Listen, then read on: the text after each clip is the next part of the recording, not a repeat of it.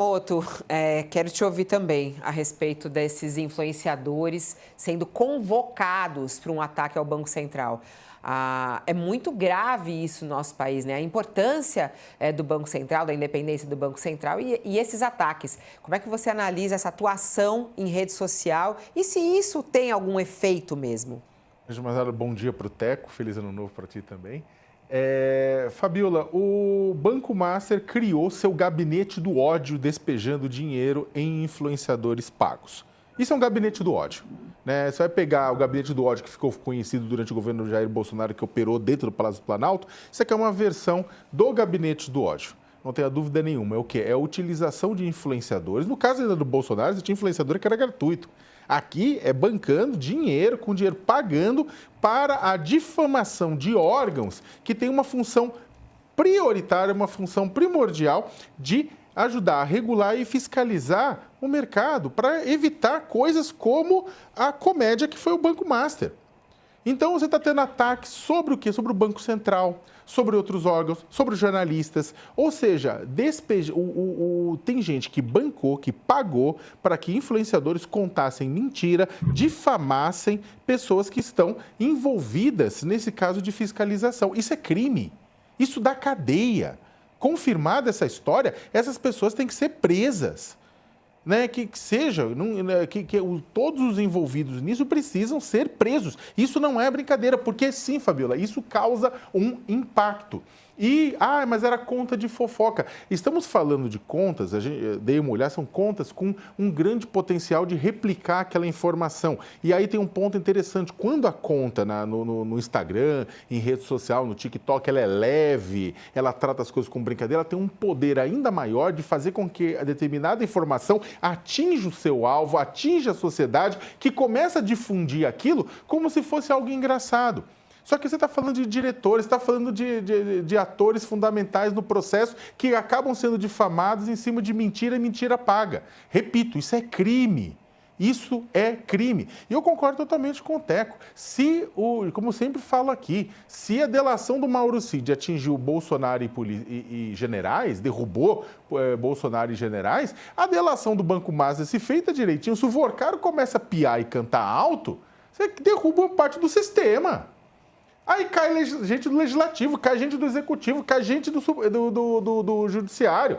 Você teve um monte de coisa, tem senador do Centrão, o Banco Master é o Banco do Centrão, sabe? Você tem acusação de que gente do governo que tem sido leniente. Você tem gente, o Supremo Tribunal Federal, tivemos o caso do Toffoli, tivemos a esposa do Alexandre de Moraes. Tem um monte de coisa para ser investigada. Tem um monte de coisa para ser investigada no meio desse furdúncio todo. Tem parte da Faria Lima também. Sabe, que também tem que dar justificativas e explicações, dada a quantidade de material podre que estava circulando lá no meio. Então, ligado ao Banco Master. Então é o seguinte, é uma delação que seria uma delação do fim do mundo, literalmente. Né? Então, tem muita gente desesperada, Fabiola. A questão é quem pagou para os influenciadores atacarem e desmoralizarem isso. Agora, está em curso um processo de desmoralização. Você viu as ações do Toffoli inexplicáveis ou explicáveis demais. Depois, agora, Tribunal de Contas da União, vindo para cima também do Banco Central. Né? E agora os influenciadores. Daqui a pouquinho a gente vai ter o Walter Mairovich para falar do ponto de vista jurídico em relação a essas investigações, desses perfis, desses influenciadores, o que eles podem, inclusive, responder criminalmente, além, claro, também da atuação do Tribunal de Contas da União. Mas, como a gente está com o economista aqui, o Teco Medina, eu quero falar do ponto de vista econômico, inclusive. Né? Quando a gente olha, de repente, uma vulnerabilidade do Banco Central ou não, né? Como é que você vê a questão do sistema financeiro como um todo, Teco, nesse caso do Banco Master? Hoje, a nossa fotografia em relação ao Banco Central, como que ela está? Olha, Fabiola, para quem está dentro desse sistema financeiro, acho que o Banco Central está muito bem na foto, assim, de todas as maneiras, todo mundo acredita que ele fez o que tinha que ser feito e está fazendo o que tinha que ser feito. De novo, né, a discussão, havia essa discussão há muito tempo se não deveria ter sido feito um pouco antes. Por que demorou? Poderia ter sido feito 2, 3 meses antes, poderia ter tido algum alerta. Essa discussão eu acho justa que se tem até para melhorar daqui para frente. Em termos de fotografia geral para o país, isso é muito ruim, né? Você ficar atacando uma instituição do tamanho do Banco Central, da importância do Banco Central, você colocando uma luz ali sobre se o ambiente de negócio no país é sério, né? Quer dizer, a gente tem um banco liquidado com uma fraude gigantesca, com um monte de coisa aí que você olha e fala, isso aqui não está cheirando bem, e você vê o judiciário, o legislativo, você vê ali uma campanha para salvar, para dizer que não é bem isso. Então, como é que é isso? Um banco pode fazer uma fraude desse tamanho e voltar a operar? É essa a ideia?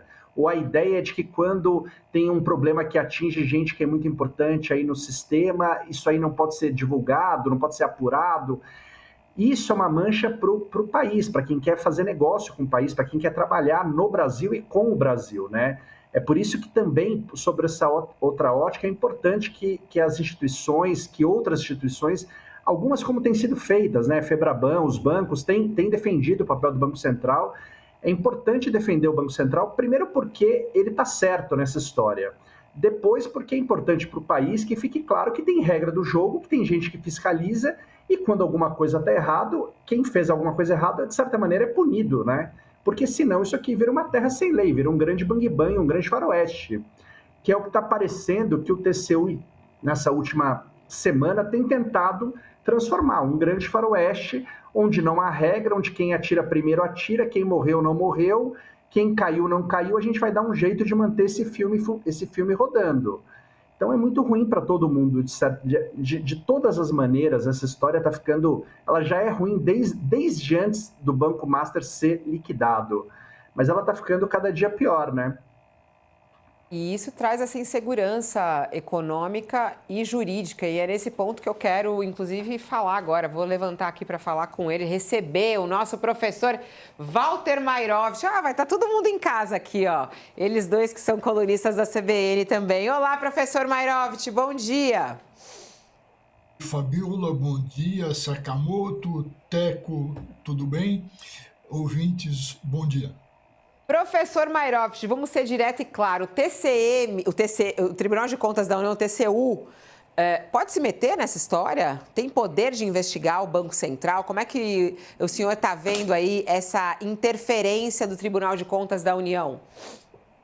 Olha, não tem nenhum poder. O que a gente está assistindo é um delírio, ou talvez um sonho antigo desses tribunais, que são órgãos auxiliares. Eles sonham com o sistema europeu. Na Europa, existe no judiciário, ou seja, nos órgãos que dizem o direito, nos órgãos de justiça, que aqui nós chamamos de poder judiciário, integra o quê? A justiça administrativa. Nós temos isso na Itália, na França. Aqui não. Aqui são os tribunais, quer da União, quer dos estados e quer dos municípios, são órgãos auxiliares para controlar o quê? Contas, para fazer um controle externo de auxílio. Então, por exemplo, esse ministro relator que vem sendo apontado, esse Jesus, tem nada a ver com a epifania de ontem, né? Esse Jesus, de repente, ele está se sentindo um juiz de corte administrativa judiciária europeia. Não, o que ele está fazendo é uma paspalhice, é um show, mas um show que dá para ver bem o que ele quer. Ou seja, ele está ensaiando, e até já ensaiou isso, o Teco sabe bem, ensaiou isso em despacho, onde ele está acenando com uma medida cautelar, a cautelatória, essas que ele vê do Supremo, por exemplo. Então, para quê? Para suspender, atenção, suspender a liquidação. Em relação à atuação dele, né, o Jesus, como o senhor falou, é o Jonathan de Jesus. A reportagem da Daniela Lima, nossa colunista aqui, fala justamente a respeito disso, de que a atuação dele, desse relator do Master no Tribunal de Contas da União, está alarmando integrantes do Supremo Tribunal Federal e até mesmo do governo Lula. Há muita surpresa em relação a essa atuação. A ofensiva do relator do caso Master no TCU, o Jonathan de Jesus, começou a alarmar integrantes da própria corte, é o que diz a Dani, técnicos da auditoria e até mesmo o Palácio do Planalto. O que um deles disse, aliado do ministro, disse, olha, o problema é que todo mundo precisa aprender a entender onde termina a coragem e onde começa o ridículo nessa história. Ele quer promover uma inspeção nos papéis que levaram à liquidação do Master. A impressão é que se instalou em Brasília, porém, é de que o ministro do Tribunal de Contas da União quer minar a liquidação do banco de Daniel Worcaro, ou, no mínimo, atrasar a venda dos seus ativos, o que serviria para quitar débitos com investidores lesados. Vamos lá, Sakamoto, do ponto de vista político, o que significa? Porque o Tribunal de Contas da União é um órgão político, exatamente, nesse caso aí, né? Essa atuação, como é que você está vendo isso? Se eu preciso fazer o trocadilho, só Jesus salva, né? Neste caso, o Master, né? Desculpa, eu sei que é horrível, gente, mas é que estava quicando. Na verdade, eu tive que lançar e chutar. Exatamente o que você colocou, Fabiola. O Tribunal de Contas da União é um órgão político, é um órgão de assessoramento do Congresso Nacional com relação à questão de contas. É importantíssimo, ninguém nega. Agora, a relação entre o Congresso e o TCU, ela é muito política, inclusive de indicação de políticos para os cargos, de indicação de ex-parlamentares, deputados, senadores, para os cargos, né, de ministros desse Tribunal de Contas. E um dos principais locais, um dos principais agrupamentos que está em risco diante das investigações do Grupo Master é exatamente o Congresso Nacional.